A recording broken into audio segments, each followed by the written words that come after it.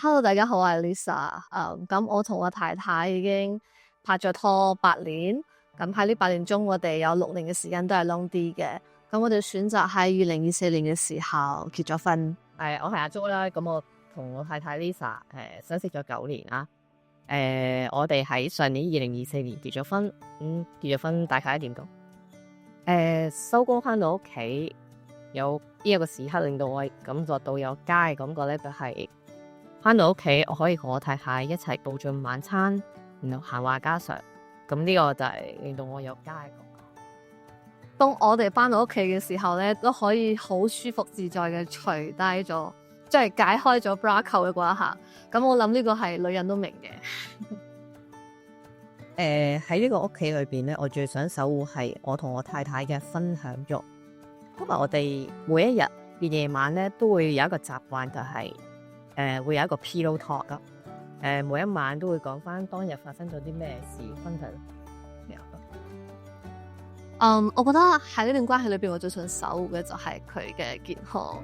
因為老土啲嚟講，即係佢係大我至少18年嘅，所以即係根據生老病死嘅定律嚟講，我都希望佢可以即係盡可能嘅，即係陪我耐啲。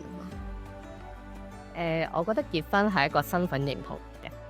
咁結婚可以保障到我嘅另一半啦，同埋我亦都可以立遺囑，甚至乎如果我即係譬如醫療上出現咗啲咩問題，佢可以幫我簽呢個同意書。雖然而家同性婚姻喺香港都未正式合法化嘅，但係我哋身為所謂前幾批嘅受益人啦，都不得不講，其實可以，如果可以選擇結婚呢件事，對我哋嘅關係嚟講係會帶嚟一啲改變嘅，係啦，即係我哋又唔係話呢世人一定要結一次婚啊，或者係有保持住有婚紗夢，一定要着婚紗結婚嗰啲嘢。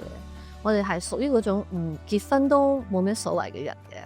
但係如果可以選擇結婚嘅話，我哋有能力可以去擁有同異性戀相同嘅權利，同埋去做選擇嘅呢個 option。咁其實係我覺得係一件好唔一樣嘅事。即係譬如話，而家我覺得我哋收益最大嘅就係我可以用佢老婆嘅身份留喺香港。咁所以某啲程度上嚟講，呢個都算係一種結婚嘅意義。我哋決定嘅結婚係因為我哋想結束，希望大家可以喺同一個地方一齊先。因為嗰時候疫情嘅關係吧，因為我哋嗰時候因為疫情係有足足3年係冇見面，冇得見面，係。所以就嗰時候就萌生咗一個念頭，係想唔再分開，即係唔想因為大家住喺唔同嘅地方而要被逼分開咁樣，所以就決定咗想一定要結婚咁樣，就想辦法留喺對方身邊。